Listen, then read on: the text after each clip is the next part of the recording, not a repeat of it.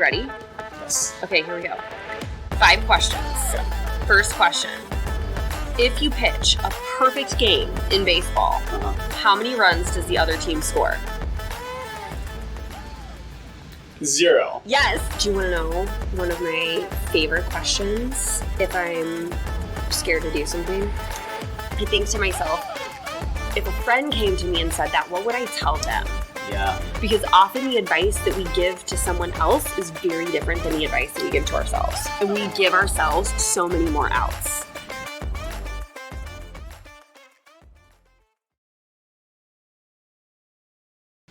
True or false?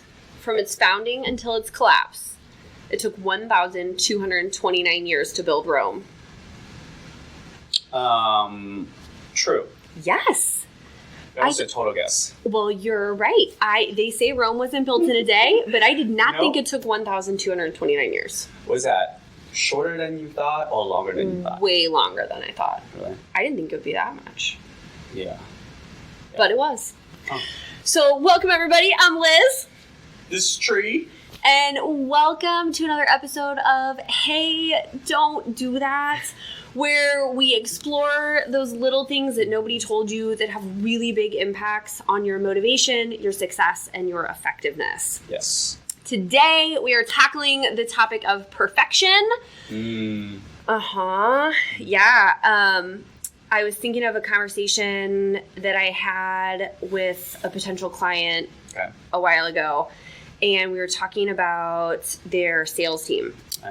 And this leader was so excited to build a culture of not just product pushers, but he really wanted to build these trusted advisors. Okay.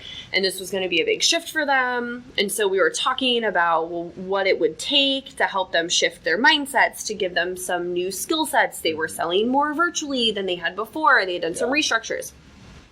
And so we put together this whole plan. And this was the CEO of the company. We're looking at it, and he's like, yes, yes, yes, this is going to work. This fits. Okay. And then he said the 3-letter word, but. He's like, but we're going to be doing an acquisition in probably the next 6 to 12 months. Okay. We have someone who's going to be retiring from the sales team at the end of this quarter. We have an open position. We're revamping some competencies. He started having all these reasons why this wasn't the right time. Yeah. And I wanted to just say to him, don't let perfection get in the way of progress. So often I see people say, like, I can't do something because everything's not perfect yet. Right. And it doesn't have to be perfect. No. Like, perfection really isn't even a thing. I mean, yeah, can you ever get to perfect? I mean, I guess you can get a perfect 10 in something, but in reality, perfect is pretty hard to do. And nothing will ever be exactly perfect the way you want it, right? That resonates with me because a lot of time that's the, with some leaders saying that with, everyday people, they're like, oh, I don't want to, I have to have the right shoes, I have to have the right outfit, 'cause otherwise I can't go to the gym yet. Like, I need to have the shoes so I can work out, right? But the idea is then you're just waiting for that perfect moment to start. Instead, once you get started, and then you find momentum. Because Martin Luther King Jr. says, you don't have to see the whole staircase to take the first step. Just get started, right? Yes. Yeah. Yes. I actually had a conversation with someone today about something, and I was talking with them. I said, well, I'm trying to have some conversations with different people to learn about their processes and how they do things. Yeah. And he stopped me and he said, I think you've had enough conversations. It's time for you to do it.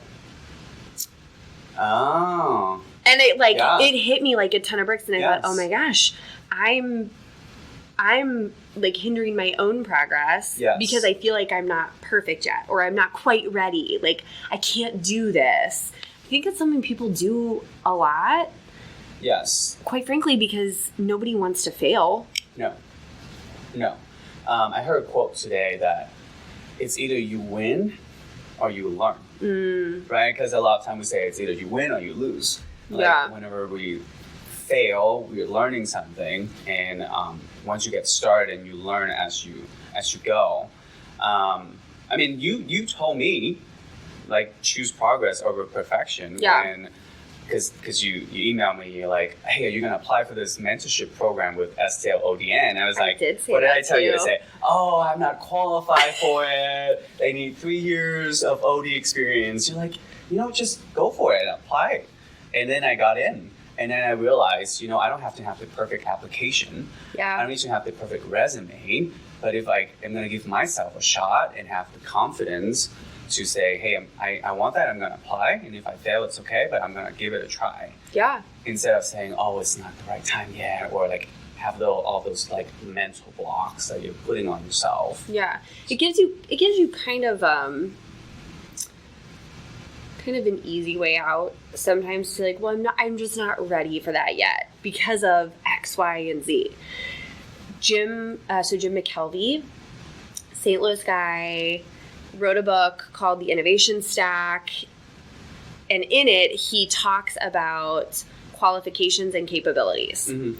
And he says that we place far too much emphasis on qualifications and not enough on capabilities. I think perfection is all on qualifications. Right? Like, well, I haven't proven I'm perfect at this. I don't have the right qualifications to do this. Mm-hmm. But what he says is, are you capable of doing it? Mm-hmm. And instead of focusing on, am I qualified to go do this? Yeah. Think about, am I capable of going to do this? Yeah. I mean, in 2020, when I bought 100% of this business, I can assure you I was not qualified. I mean, seriously, I don't have an MBA. I don't have a degree in business. My accounting skills, my IT skills, there's so many qualifications that if you were to say, Liz, you're going to have to do all of these things, yeah. I would have said, well, I can't do that yet. Right. I have to still learn X, Y, and Z. But I thought, but I think I'm capable of it. Mm. And so many people I see get held back because they say, well, I'm not perfect enough. I'm not ready yet. I don't have everything in place. Mm-hmm. And we get stuck on perfection instead of just saying, well, what can I do to make progress? Or let me just jump in and then make progress. Because it's more about progress than just being, quote unquote, perfect at something. Yeah. Yeah. Yes. What is the enemy of success? This is quote I saw today. Well, I'm guessing it's not failure. So the enemy of success is fear.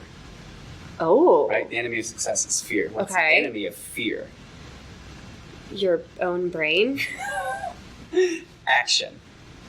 Right? Once you take action, then you start realizing, hey, it's easier than I thought. Or, hey, I got things going on. I already got started. Instead of you having that fear, that anxiety in your head that prevents you from starting. So the enemy of success is fear whatever, fear of failure, fear you're not good enough, fear that's not perfect yet.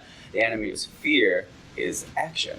Because when you take action, you become less fearful. Yeah. And then when you become less fearful, you take more action, and then it breeds more success. Yeah, so it's a loop, right? It's like Nike, just do it. Yeah.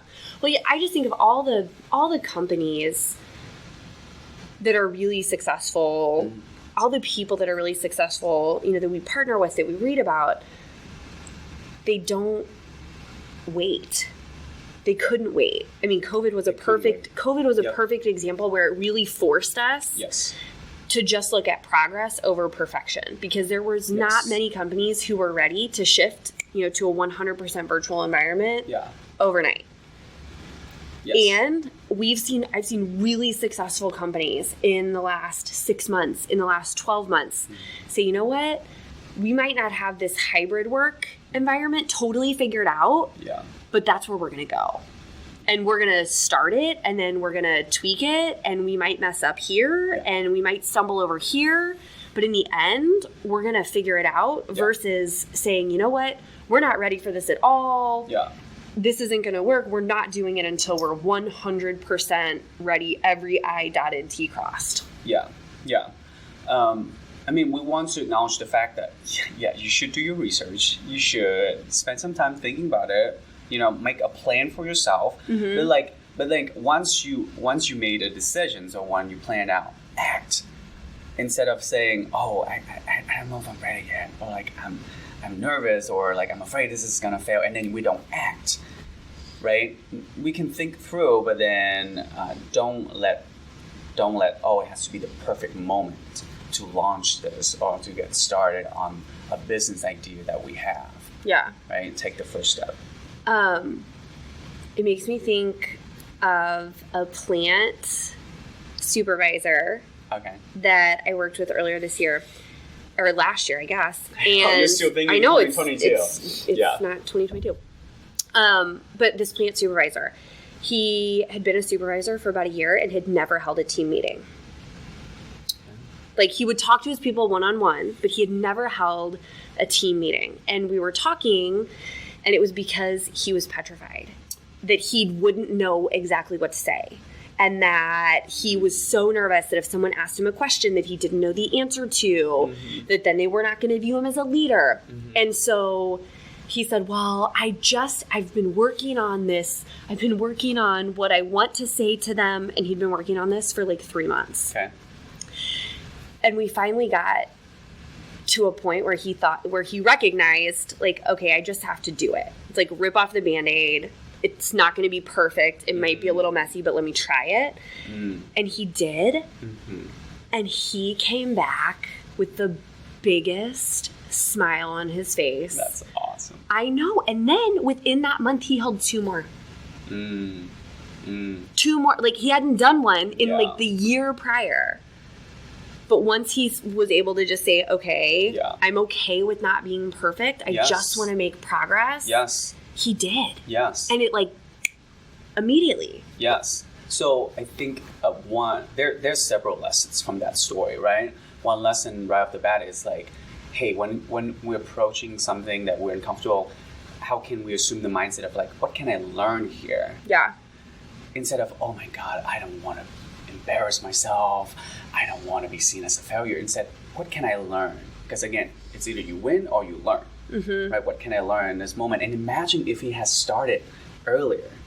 Because you say, like, after he did that, he did 2 more. Yes! Right? Imagine if he started that months earlier. He could have done so many more. So many people have said that, right? Like, I wish I would have done this sooner. Yeah.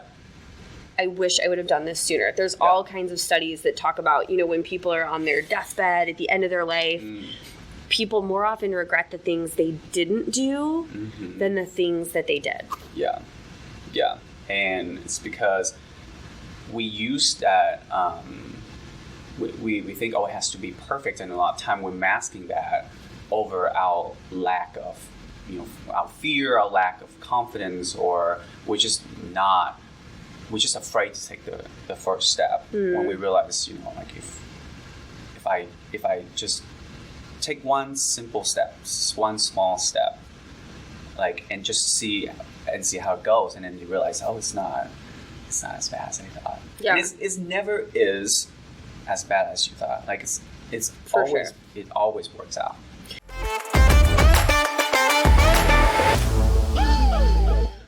Do you want to know one of my favorite questions if I'm scared to do something?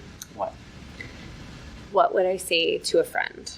Like, if I had a friend come to me and say, hey, I want to do this, or this is what I'm thinking about, but I don't think I'm ready, or I don't think it's the right time, I think to myself, if a friend came to me and said that, what would I tell them? Yeah. Because often the advice that we give to someone else is very different than the advice that we give to ourselves. And we give ourselves so many more outs. Like, because we come up with the reasons why it's not right yet. Because, well, I haven't done this, this, and this. Yeah. But to a friend, we would say, oh my gosh, of course you can do that. Absolutely, you should try that. No, you don't need to wait for this and this. Go now. Right. That's one of my favorite questions whenever I'm nervous or uncomfortable or fearful, when I'm trying to hold myself back. Yeah, and it ties to the point of, like, we are often our biggest critics, right? Because when you're telling it to a friend, you're like, oh, it's okay if you fail. Like, you are more conscious of it than we are, right? And again, like, when it comes to us, we're like, oh my God, what if I fail? I'm gonna be so embarrassed. And like, people don't think about you as much as you think they do, right? right? Right? Either whether you do something great or you did something bad, people don't think about you as much as you think they do. Yeah. Right? Yeah. Well, and even if you have high expectations, nobody expects you to hit them 100% of the time. One of my favorite leaders, he actually leads a construction company, and we were talking to him about risk and taking risks within the organization, and he said, I expect us to be about 70%. Like if we are 100% right on every single thing that we do, we're not taking enough risk. Right. We should have some failure or some mistakes or some opportunities within that. Right.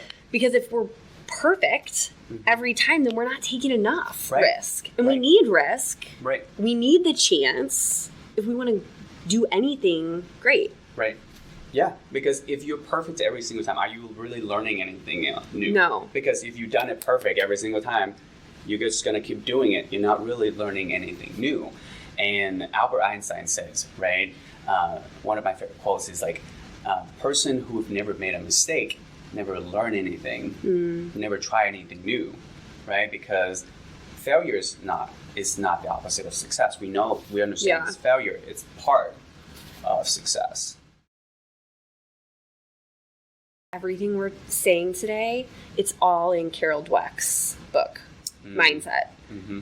I mean, this is something that I instill in my kids all the time. I see so many people today where if you give them a choice to do something easy or something hard, they pick something easy because they want to do it perfectly.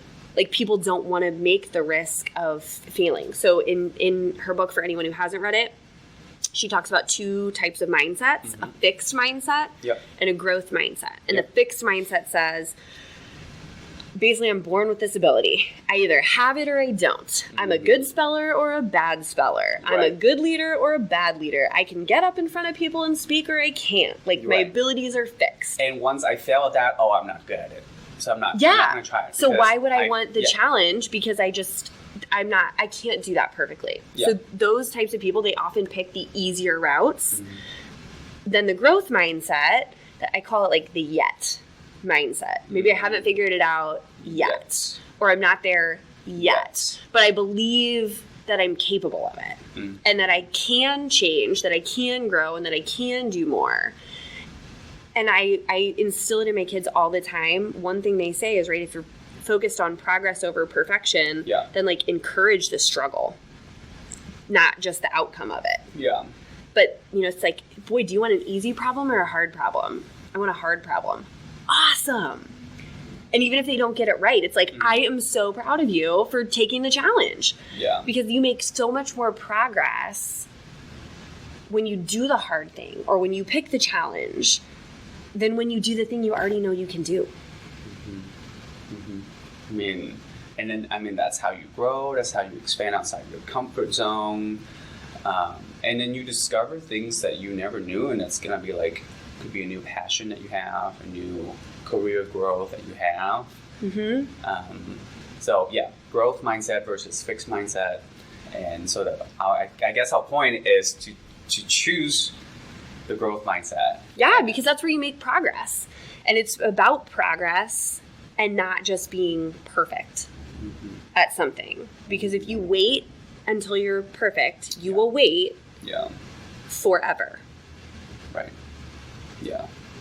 And that makes me think of, in organizations or in companies that people work at, and the culture piece, right? Like, how do you foster that sense of safety so people can try and fail versus, oh my God, like, I gotta be 100% right because if I do something wrong, Liz's gonna fire me versus, hey, Tree, just go out there, try. If this doesn't work, try something else, right? So we have to acknowledge also the environment that many people are in where they feel like they can't get out of that because they're afraid they're going to lose their job or they're going to not get that promotion if they mess up. It starts with the leader, right? The leader has to be willing to admit, I tried this and it didn't go the way I thought. Or it wasn't perfect, We're going to have to make some tweaks. Yes. I've heard of teams where in their weekly meetings, they'll talk and it's like, hey, what's a win you've had this week? Yeah. And then they also say, what's something you failed at? Yeah. What's something that you messed up? And if nobody has anything, Right. then that's a problem. Right. Because it means they were just focused on being perfect. I'm only going to do the things I'm really good at. And they weren't focused enough on making progress. And what can I learn? How can I grow? Yeah. So I think that's one easy thing a company could do or a culture could do, right? Just have that simple conversation. And it starts with the leader being willing to say, I don't know if this will work. Right. I don't know that I know what I'm doing 100% yet. I think I'm capable. Mm-hmm. Maybe I don't have the qualifications, but let me try. And it didn't work. Yeah. And that's okay. Yeah. Yeah. And that reminds me of how we talk about mistakes at work. Like the leader can demonstrate that. Like, hey, first of all, if you're wrong, admit it quickly, emphatically. Yeah. Dale Carnegie principle. It's so like as a leader, if you messed up and you're willing to discuss it with your teams, like, hey, I did this and it didn't turn out good. This is what I learned. We're demonstrating, hey, first of all, it's okay to fail. It's okay to take risks. And when we mess up, we have our team to fall back on, or we can learn from this and we discuss and move forward instead of if you mess up, you're out. Yeah. None of us is as good as all of us. But we have to create the environment of progress for everybody. Yeah. Because none of us are perfect or will be perfect. Yeah. Yeah. Do you think you're going to be perfect today on trivia? Well, according to my track record in the first episode, I'll try my best. If I don't win, I'm learning. So. Okay, you're right. I don't expect you to be perfect. Okay. Because that would be unfair. But I also don't want you to let me down. Okay. I think that you're going to get 2 of these. Oh. So that means if I get more than 2, then I'm making progress. Then you've exceeded expectations. Okay. But even if you only get 1, that's okay because progress over perfection. Okay. Progress over perfection. Are you ready? Yes. Okay, here we go. 5 questions. Okay. First question. If you pitch a perfect game in baseball, how many runs does the other team score? 0. Yes. Oh my God. Anna Kendrick starred in this 2012 movie about an a cappella singing group. Pitch Perfect. Yes. What is a perfect score in bowling? Hurry. 200. No. If you go from Kips to Giants, you've made progress in what sport? No idea. And if you make a series of beautiful musical sounds, it is said to be called a what? 1 second. A song. No. A melody. Okay, you did exactly what I thought, and you got 2. 2 out of 5. 2 out of 5. Not bad. So these are all questions about either perfect or progress. I soon realized that. Yeah, that's okay. A perfect score in bowling is 300. That's getting a strike every time. Yeah. You get 300. But 200 is pretty good. 200 would be a very good bowling score. Yeah. For me, at least. My grandpa actually bowled up until he was 80-something years old, and his average was 200, which is crazy. Yeah. Okay, if you go from Kips to Giants, you made progress in what sport? Gymnastics.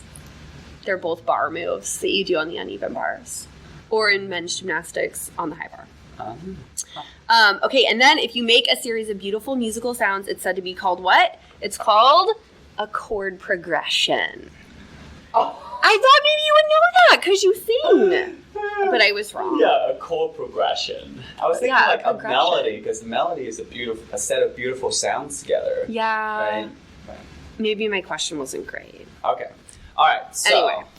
What is the takeaway? What do we want people to? Don't forget, progress is more powerful than perfection, and don't let perfection stop you from taking action or trying something new. Yeah, great.